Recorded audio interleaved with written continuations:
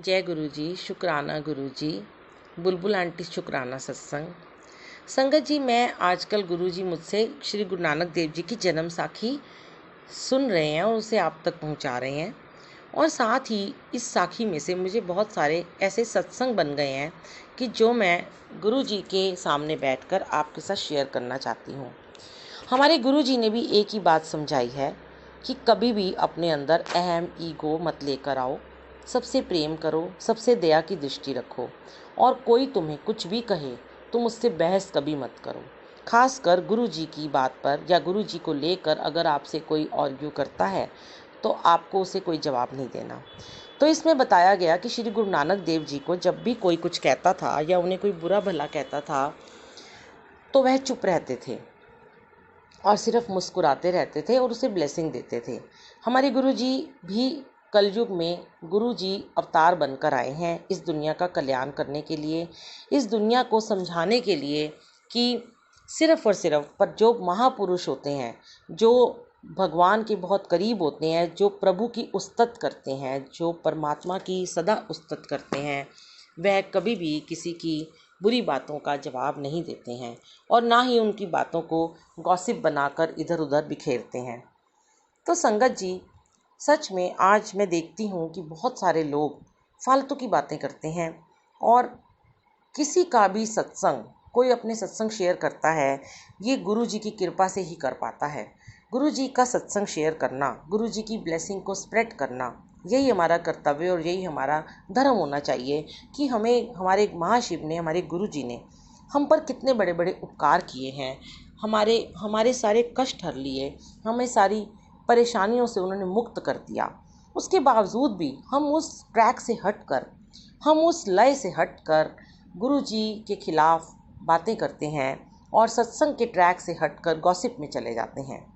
तो प्लीज़ ऐसा नहीं करना चाहिए। ये साखी बार बार गुरु जी पढ़वाते हैं, अभी शिव पुराण पढ़वाई और अभी श्री गुरु नानक देव जी की जन्म साखी, जिसमें कि राय बुलार जो कि मुस्लिम था, सबसे पहले उसने ही गुरु जी को गुरु माना। गुरु जी ने हिंदू मुस्लिम को एकता सिखाई और हर चीज़ जो साखियों में लिखी है, शिव पुराण में लिखी है, गुरु जी ने भी यही बात कही है कि सब देवी देवता, सब भगवान एक समान हैं। उन्हें आप किसी भी रूप में प्यार करो, किसी भी रूप में उन्हें देखो और अपने अपने दुखों को काटने के लिए मंत्र जाप करो। एक ओंकार का मूल मंत्र करो, गुरु जी का मंत्र जाप करो, मंत्र जाप को बढ़ाओ।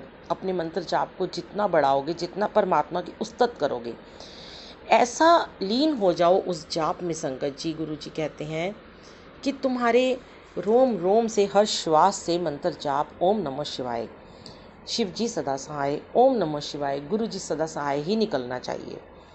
कोई तुम्हें कुछ कहता हो तो बदले में उसके लिए भी भगवान से, अपने गुरु जी से ब्लेसिंग मांगो।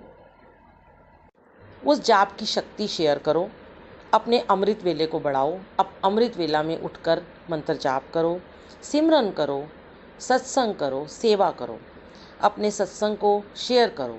ये मत सोचो कि तुम्हारे सत्संग को कौन सुन रहा है, कौन नहीं सुन रहा।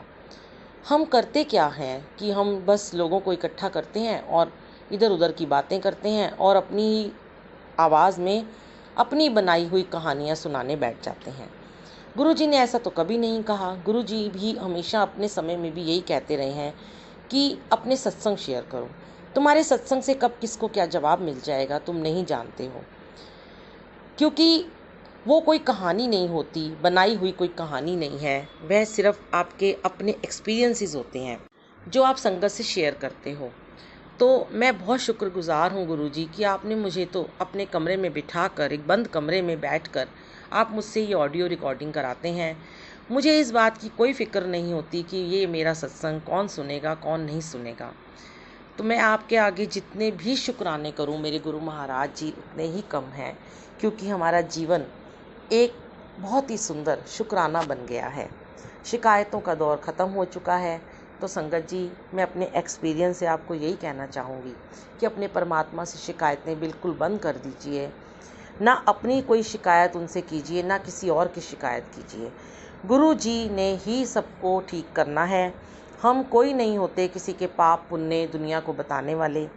हम अपने पापों से माफ़ी मांगें, उनसे क्षमा मांगें, बस इतना ही बहुत है।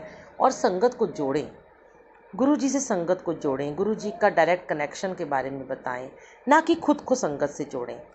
अगर हम गुरु जी से संगत को जोड़ते हैं, गुरु जी की बातें हम शेयर करते हैं, गुरु जी की महिमा का गान करते हैं, गुणगान करते हैं, तभी तो गुरु जी प्रसन्न होते हैं। और इस साखी में भी यही लिखा है, प्रेम दया परोपकार की भावना जिसके मन में है वह सच्चा गुरु भक्त है। वरना अगर वह ईर्ष्या, द्वेष, जलन, प्रतिस्पर्धा में रहेगा तो उसे गुरु की प्राप्ति कभी नहीं होगी। चाहे वह जितना मर्जी कहता रहे कि मुझे गुरुजी मिल गए या मेरा गुरुजी के साथ डायरेक्ट कनेक्शन है, ये तो गुरुजी स्वयं जानते हैं कि किसे कितना कनेक्शन है। और सत्संग करते हुए, सेवा करते हुए कभी अपने अंदर अहम ना लेकर आए। गुरुजी इनसे हमेशा यही मांगे कि हमारी ईगो को ख़त्म कर दो गुरुजी, हमें नीवा बना के रखो, नीवे अनुफल लग दे। झुकी हुई डालियों पे ही फल फूल लगते हैं संगत जी। ऊपर उठा हुआ वृक्ष, तनी हुई गर्दन, ऊपर उठा हुआ सर हमेशा अकड़ता रहता है। और वो जो अकड़ होती है, जिस तने में, जिस वृक्ष में अकड़ होती है, वह बहुत जल्दी टूट जाता है। जो झुक कर रहता है वह विनम्र होता है, नम्र होता है, वह दास होता है अपने गुरु का। वह उनका भक्त असली वही होता है कि जो किसी को कुछ ना कहे, किसी के लिए कोई बुराई ना करे, किसी की निंदा चुगली ना करे। इवन अपने घर में ही बहुत सारे ऐसे रिश्ते नाते होते हैं कि हम जिनके लिए हमेशा बुरा बुरा सोचते हैं, पर गुरुजी ने यही सिखाया कि बिल्कुल बुरा मत सोचो। बुरा जो देखन मैं चला, मुझसे बुरा ना कोई। अपने अवगुण देखो, अपने अवगुणों की क्षमा मांगो, दूसरों के लिए कुछ मत मांगो, ना अच्छाई मांगो ना बुराई मांगो, सर्बत का भला बस मांगो और संगत को गुरुजी से जोड़ो। बस यही परोपकार की भावना इस साखी में देखने को आज मिल रही है।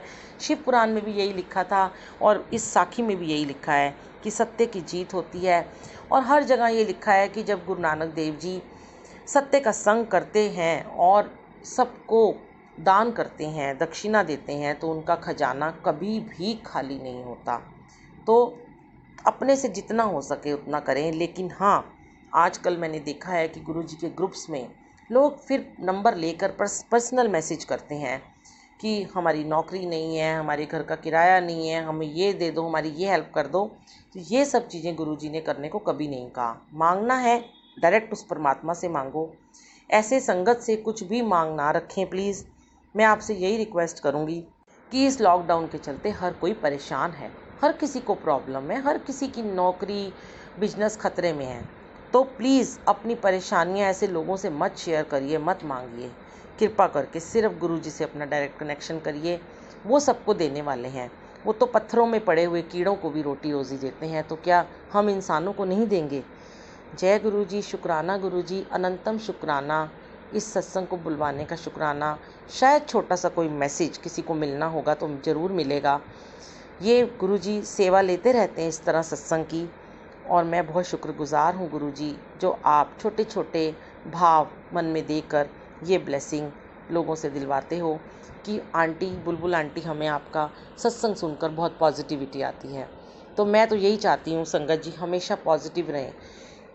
99% अगर आप पूरा दिन पॉजिटिव हैं, जाप में बैठे हैं और कहीं 1% भी एक नेगेटिव थॉट आपके मन में आ गया, छोटा सा एक बिंदु, तो वह आपकी वो नेगेटिव थॉट इतना स्ट्रांग होता है संगत जी कि वह आपकी 99% पॉजिटिविटी को बिल्कुल समाप्त करके रख देता है। फिर आपका कोई फ़ायदा नहीं इतना सिमरन, इतनी सेवा करने का। तो बिल्कुल पॉजिटिव रहें, हर हाल में खुश रहें, हर हाल में शुक्राना करें अपने गुरु महाराज जी का। हर किसी को पॉजिटिविटी दें। कोई परेशान हो तो उसे बोलें कि गुरुजी सब ठीक कर देंगे। गुरुजी के साथ जुड़ो, गुरुजी को अरदास करो, गुरुजी का मंत्र जाप करो, अमृत वेले उठो।